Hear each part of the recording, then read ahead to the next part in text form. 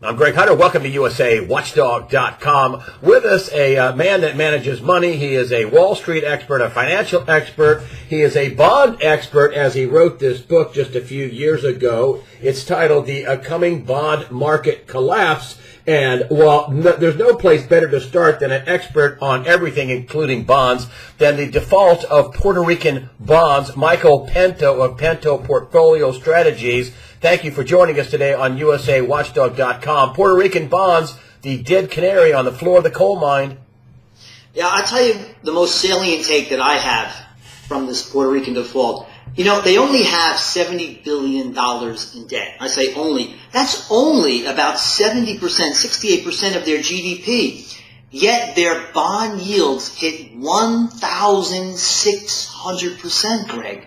Why did their bond yield hit 1,600%? You know, if you compare Puerto Rico to Japan, it's really not that bad of a case. Japan's debt is 250% debt to GDP. What's the big trenchant difference is that Puerto Rico doesn't have a central bank. The Fed can't buy their debt. Obviously, they can't sell it to the ECB. So here's the takeaway you have to get from the situation. Without central banks monetizing most, and in some cases all, issued sovereign debt, everybody, every developed world nation would look like Puerto Rico, which just defaulted on almost $500 million in debt earlier this week. How long can they do this? I mean, Puerto Rico is I'll tell you. Puerto Rico is the canary in the coal mine, and they're the guys that can't print money. So they're all of a sudden your debt comes to market for real, and their default is real. When does this happen for everybody else? When does the default happen for everybody else? When you are forced to rely on your tax base to service your debt, you get 1,600% interest rates. So look, listen, verify everything I say. Go to Bloomberg, check it out. You're getting an interest payment of 1,600%, which basically means you're going to get a default on your bonds. You're not going to get anything close to that. They're going to default on most, if not all, of that debt. That's yielding 1,600%. Central bankers will continue, and central planners will continue manipulating markets until they reach their inflation targets. And once inflation hits those targets, I believe it's going to go intractable. It's going to rise without the ability to rein that inflation in. You're going to have spiking bond yields and collapsing markets everywhere. They are trapped. Their game is ending, and Puerto Rico is that canary or that red herring. It's the canary in the coal mine, as you said. How long can this go on for? When do the central bankers blow their... Basically, what you're saying is that they'll blow the currency up, and thus they'll blow the bond markets up right along with it. You know what? Let's stay with Japan. So I call him Hiroshima Kuroda, but the central banker there is Haruko Kuroda. and Abe is obviously the prime minister of Japan. Last week, they made a decision to not increase the annual rate of, they call it QQE, qualitative and quantitative easing, as if adding another Q makes it more palatable. So they didn't increase their 80 trillion yen per annum bond buying manipulation counterfeiting scheme. And because he didn't increase it, not that he stopped buying the debt, not that he started selling the debt, the fact that he didn't increase his bond buying scheme more than 80 trillion yen, the Nikkei Dow dropped 1,100 points in the following 2 trading days. This is an example of how dangerous and how manipulated markets are. They can't get out. These central planners cannot get out. And even a hint that maybe someday they have to stop causes asset prices to absolutely collapse.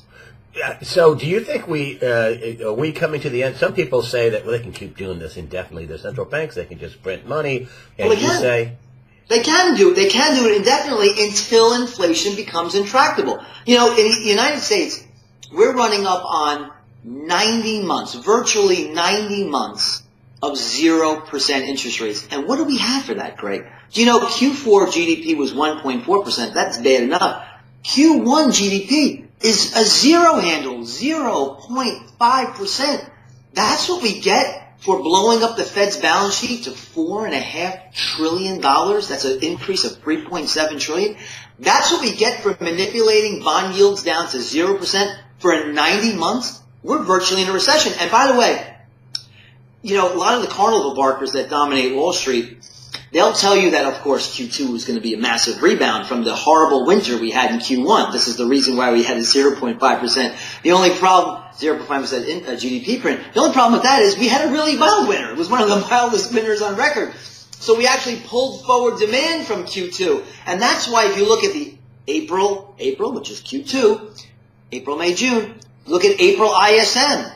50.8, virtually a recession. Chicago PMI, Philly Fed, contraction mode. I tell you, this economy is absolutely, if not in a recession, in an out-and-out recession, virtually a flat-line, dead-line economy. Zero. It's a 0% world, and that's all we've gotten for 90 months observed.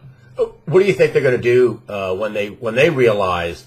John Williams says they're going to they're going to recalculate the first print, and they'll recalculate that down.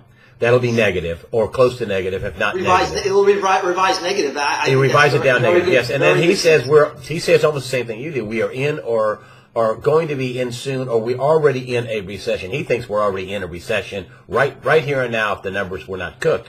What do you think their reaction is going to be in an election year to, oh my gosh, we're in a recession? Are they going to print money are we getting the helicopter money? Because that's what I've been hearing about. Let's define helicopter money, Greg. Let's just define what that is. So right now they're going through the banking system. They are buying assets that sit on banks' balance sheets with the hope that banks go out and buy more debt and rebuy their stock and buy more stocks. That's sort of what's happening now, but a lot of that excess reserves is laying fallow at the central bank's balance sheet. What you're talking about, and I think that's probably where we're headed, is circumventing the banking system. In other words, what the government will do is come out with a huge tax cut or a huge stimulus program and have the central bank, and you have to change the law for this because right now they can't do it, they have to change the law but allow the Fed to directly buy newly issued debt from the Treasury. I think that's where we're headed in Japan. I think that's where we're headed in China, Europe, and in the United States. And then you'll have an explosion of fiat currency. You'll directly be monetizing debt. You don't have to worry about the banking system increasing money supply. You're directly going to increase it from central bank to the Treasury. And then you're going to have stagflation on an epic proportional scale. Because guess what, Greg? Growth doesn't come from counterfeiting. If it was the case that you could engender growth from printing money, then Zimbabwe and Argentina and Bulgaria, go look them up. These are some of the most worst cases of inflation ever. They would have been bastions of economic growth, but they were economic chaotic debacles, complete disasters. You can't improve productivity by wrecking your currency, and you can't increase labor force participation rates by wrecking the value of your dollar. And speaking of the dollar, I just got to talk. This is so crucial for your listeners. You know, people that are ardent fans of yours and have listened to my interviews and others, they have saved a lot of money, and they maybe even made a lot of money. I'll give you something I said about 2 weeks ago. I said, watch the dollar index. Watch that 94 on the DXY. You know, Greg, in the past year, that 94 on the DXY, the dollar index, it bounced off that level 6 times. I said, watch that level. If it breaks that level, we can go all the way down to 80. And that's where the dollar broke out in, I think it was early 2014. I'm not quite sure about that, but I think it was early 2014, where the dollar just screamed higher from 80 all the way up to 100 on the DXY. Guess what? 6 times it bounced there. It's now clearly broken through.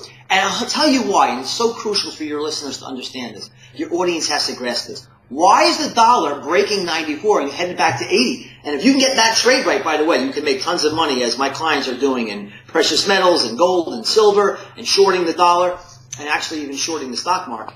I'll tell you this. Real interest rates are the ultimate barometer as to where currencies are headed. And you know which nation on planet Earth has the lowest level of real interest rates? That's nominal rates minus inflation. It's the United States of America. We're at minus 1.7%. If you take a 1-year note, subtract inflation, you get minus 1.7. Everybody says, well, Japan's horrific. Yeah, they are horrific. Their nominal rates are negative, but they have deflation in Japan.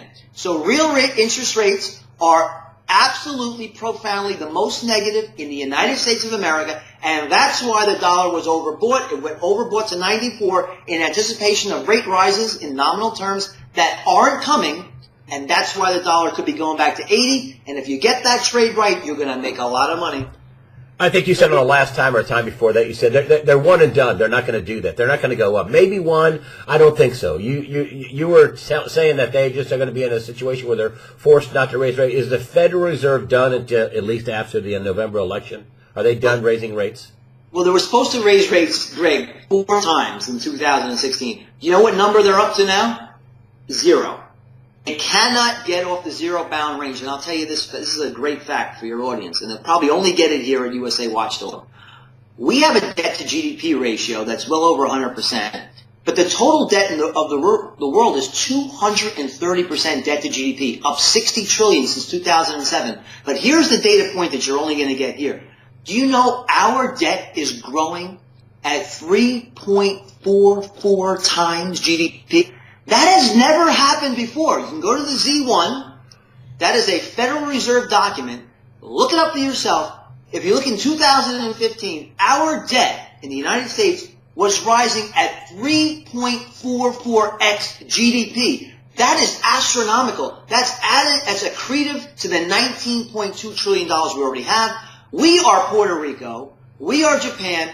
All we have is the central bank. If the Fed ever started to raise interest rates, our debt would become unserviceable, interest rates would go back towards double digits very quickly, and the economy would implode. And that's why you're not going to get probably any more interest rate increases in 2016, maybe one at the most, and that's why the dollar is going lower.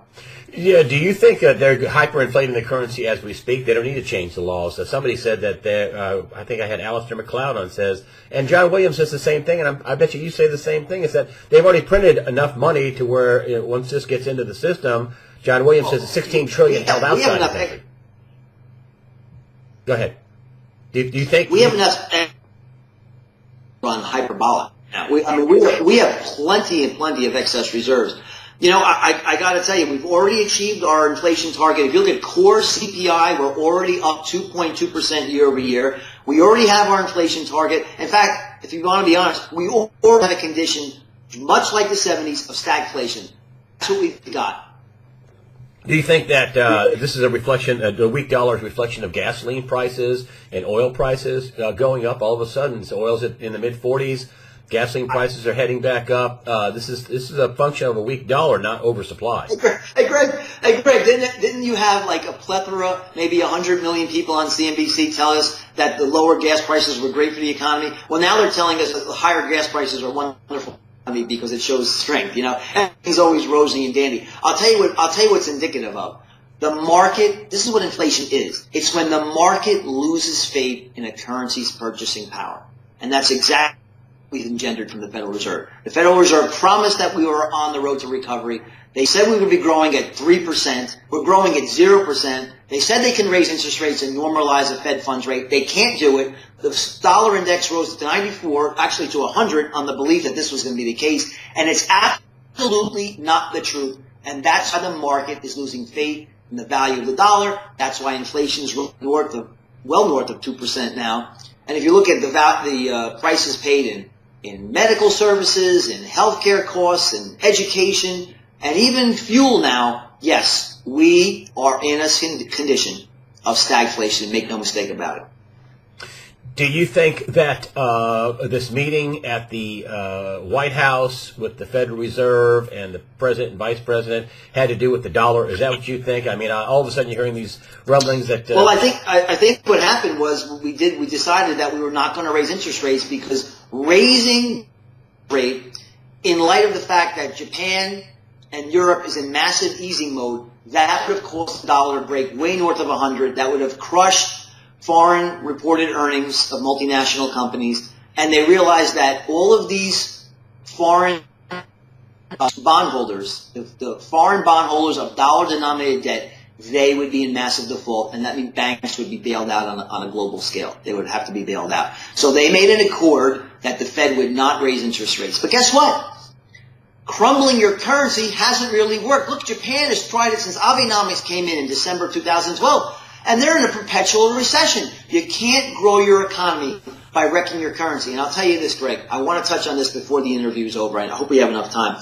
You know, S&P 500 earnings, the reason why we're worried about a recession in the United States is the fact that a recession would make earnings negative. Guess what? We've had 4 quarters in a row of negative earnings growth and 5 quarters in a row of falling year-over-year revenue growth. We are already in a recession as far as earnings and revenue growth are concerned. Why gold and silver then? Why has all of a sudden taken off? Is it part of the reason the Shanghai gold exchange? Is it because Deutsche Bank got had to come out and admit it was rigging the gold and silver market along with other primary dealers, Bank of Nova Scotia and HSBC, and I'm sure other ones, as my guests say? Is why gold and silver? Why all of a sudden, boom, they've been uncorked? Well, I can tell you the real reason why is that the market is becoming aware that the Federal Reserve cannot raise interest rates, and the market on a global basis is losing faith in global central banks. You know, I said it on your program several interviews ago. I said eventually we would be in this condition. The market would lose credibility and faith in central banks to save the economy. That's exactly where we are. And the only currency in the world, the only money in the world that anybody can really trust is gold. That's the way it's been for thousands of years. I'll make a prediction that in the near future, I'm not talking about decades from now, a few years from now, we will eschew all fiat currencies and have money. As Article 1, Section 10 of the U.S. Constitution dictates, all money will be backed by gold and or silver. That's the way our founding fathers wanted it, and that's the way it will be once again. Do you think that that what's going on in the gold and silver market, you think the suppression game is over, or do you think it's going to continue until the lawsuits take everybody down? I mean, or do you think the suppression game's over? I think gold is a manipulated asset. I think every asset is a manipulated asset. It can be manipulated down and up. You know, for years gold was manipulated up. And, you know, people wanted gold to go up from 2002 to really 2012. It was straight up, except for a little blip in 2008. I think these nefarious people who work on Wall Street want to make money. And they can make money either way. They can make money when gold goes down. They can make money when gold goes up. And the horrible, horrific, nefarious, the personification of evil, Goldman Sachs, when they finally admit that they cannot manipulate gold any longer because everybody else on the street wants it to go higher, they're going to throw in the towel, and I think gold eventually goes to $1,500. And I think it could happen in the next, I would say, 16 months. You think gold goes to $1,500? $1,500 an ounce in the next 16 months. Oh, that's pretty conservative. A lot of people would say, wow, some people think it's going to go to $10,000 an ounce. I think it's going to $10,000 an ounce eventually, but I'm talking about in the next year and a half, $1,500. That's a huge move from $1,300 where it is today. That's very significant. I'll take that. Gold mining shares have been huge winners for us. And when I say $1,500, I'm being conservative. I think that could be a floor for where gold is going to be in about 12 to 16 months. Absolutely. Do you think the dollar could just go into free fall? I think the dollar, as I said, I'm not a technical analyst, but you look at where it went from 80 to 100. Held 94 6 times in a year, broke that. The next level of support is back to 80. If you go back to 80, you could very well see gold back to where it's, back to $1,800, $1,900 an ounce. And if that's the case, then, you better own some gold mining shares. Absolutely. I got to say, I want one more data point because, we're data. It's not just my opinion, data heavy. You look at China's PMI manufacturing data, that shrank 14 months in a row. The world is in stagflation. Central banks vying for inflation targets. This is going to end in disaster. Look what's going on in Japan, 1,100 points in just two trading days. Look what's going on in the United States, no growth anywhere in the world. And we're headed towards, and you said it, and I agree, helicopter money. If we get helicopter money in the next year, then forget about $1,500 gold. You're talking about $5,000 gold. So what am I saying? You got to eschew fiat currencies. You have to own precious metals. At Pento, we have 25% to 30% in precious metal mining shares. That's our portfolio, and that's why we're crushing the S&P so far in 2016. Do you think that China could cause a calamity, that China could crash, that the U.S. and China may go after each other financial warfare? Do you think they could try to push the U.S. down, that the U.S. could crash, that the markets could crash? A lot of people are worried about the crash scenario in the world right here and right now. What do you say about that? I think we're going to have a global synchronized collapse amongst the developed world economies, Europe, Japan, the United States, and China. And that's why I think you should be also hedging against this market's downturn. Now, don't forget, we have the most overvalued, most dangerous stock market in the history of the world. If you look at total market cap to GDP, if you look at price to sales, if you look at median PE ratios, those record valuations sit on top of an almost unprecedented earnings and revenue recession. The only thing we have left is the promise of ZIRP, QQE, QE, and negative interest rates that don't work. All they do is inflate asset prices. Watch out. You should be short the market, and you should be long precious metals. And I think in that manner, at least a certain portion of your assets, you'll be protected. What you said was that there was a bubble in central bank confidence. That was it. I believe that was the phrase, pretty close to it. That you said the biggest bubble was in central bank confidence, and it looks like that bubble is popping, my friend. Thank God, thank the world. And you know something, Greg? It's not that I want chaos and confusion and debacles. I want us to return to a real economy as fast as possible. And the faster we get there, the less pain that will be endured.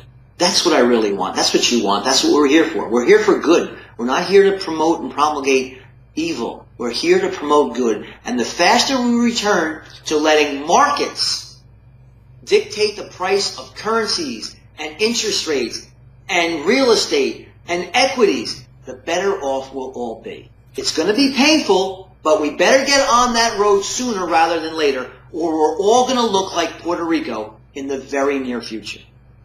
Michael Pento, Pento Portfolio Strategies. He is the author of this book, The Coming Bond Market Collapse. You can find it on the homepage of his website. Just scroll down. It lays out the unfolding collapse that is happening right now. We talked about Puerto Rico, and he talks about all the problems in the bond market. Michael Pento, thanks for coming on with all your data points and giving us a great economic update. Michael Pento, Pento Portfolio Strategies. Thanks for joining us today on USAWatchdog.com.